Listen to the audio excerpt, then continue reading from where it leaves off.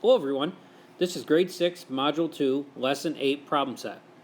The directions say calculate each quotient. So for this one we have fractions and mixed numbers and we're going to be dividing these out. And the way that I'm going to use to show this is the invert and multiply. Kind of similar to what we did in yesterday's lesson. We had to do modeling with this. We're not going to for this one. So I'm going to be doing these kind of all over the page because there's quite a bit of work. So let's start with 1. And we have 2/5 divided by 3 1/10. And I know that what I have to do is get this into fraction form.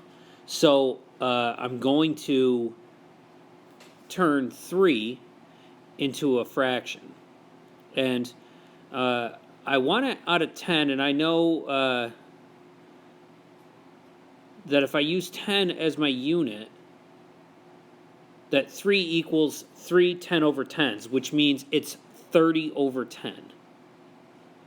And then I can add in my 1/10 to get 31/10. Now, that's probably not necessarily the way that you're showing it, but I have to show that way before I go through to that shortcut where you multiply by the denominator and add in, because mathematically we want to know why that works, and we just showed it using our number bond. So 10 times 3 is 30 plus 1 is 31. So I will use that, but I also want to make sure that I show why that works. So now that I have this, 2/5 divided by 31/10, I can then invert and multiply. So I'm going to do 2/5 times 10 over 31. Notice that I'm inverting these two, and I'm changing this to multiplication, my division sign to multiplication, and the 2/5 stays. So now I can multiply across. 2 times 10 is 20. 5 times 31 is 155. And then what I have to do now is I want to simplify this down the best that I can. And I know that since this number ends in 0 and this one in 5, I know that I can do a 5 over 5. And again, I need to have that equivalent to 1, my fraction that I'm dividing by. Because that's not changing the value of the fraction, it's just changing the unit form of it. So I'll end up with 4 over 31, and you see back here I could have cross-canceled if I wanted to, and that would have helped. But that's our answer. So for 2, we have 4 1/3 divided by 4/7. And again, I can take this 4 and I can break it apart into a 3 over 3, a 3 over 3, and so on to add these up. And I'll have 4 3 over 3s that I would then add all the way up to get me 12/3, but I'll end up with 13/3 because I got to add in that 1/3 there. And again, the shortcut for this, and it's okay to use as long as we understand why. So now I have 13/3 divided by 4/7. And I'm going to invert and multiply, so I have 13/3 times 7/4. So that goes to multiplication, and I'm going to invert those.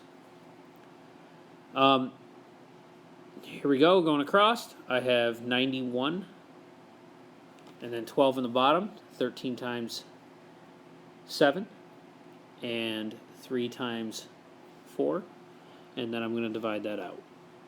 And I'll do that off to the side. 91 divided by 12. Looks like 7 will give me 84. And 7 and 7/12. So that's going to be my answer for 2.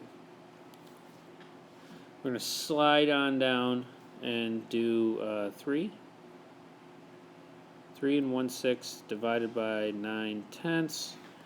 Again, 6 over 6, 6 over 6, 6 over 6.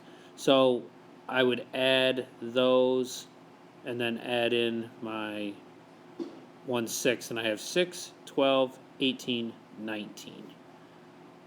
19, 6. So that's how I'm actually getting my fraction greater than 1, but I know a lot of you are using the multiply, add, swoop it around, but I want to show that using the number bond again.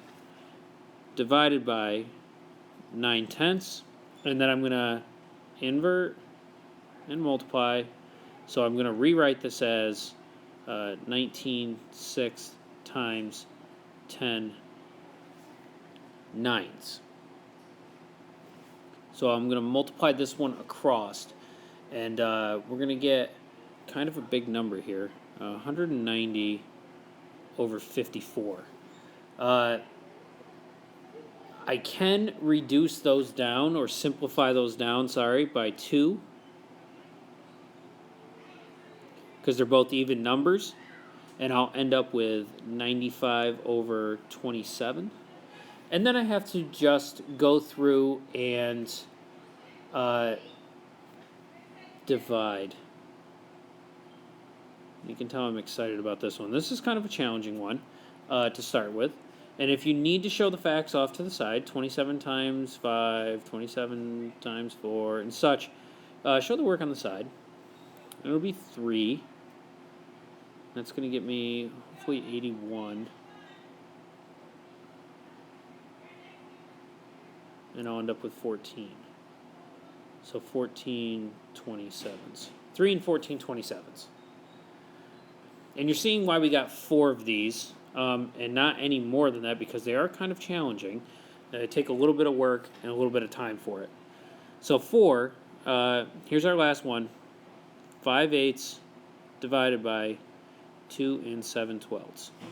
And again, my first step is to take this mixed number and turn it to a fraction. And again, I'm working with twelfths, so I could do 12 over 12. There's 2 12 over 12s. And the reason why I'm doing 12 is because that's my unit. And we know 12 twelfths is 1. So 12 plus 12 is 24, plus the 7 is 31 over 12. And that's just for this part right here. So now I can rewrite 5/8 divided by 31 twelfths. And again, you might be doing this, which is fine, but I like to show the reasoning for it underneath just in case. So now I can invert and multiply on my expression over here.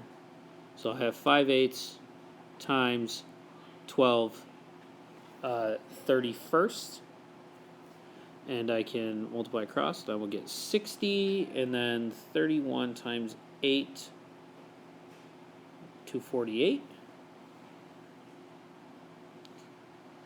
And then I need to figure out what can go into both of those, and then I can simplify this down. And before I finish this off, and actually I'm not going to finish this one off, but I'll get you started with it, I'm going to figure out that 4 can go into both of those. So once you go through, you'll get your answer there for that one. 60 over 248 divided by 4/4, remember, because it has to be one whole to keep it equal. And you'll have your final answer for that problem. Thanks for watching. Hope this helps, and good luck on the rest of your problem set.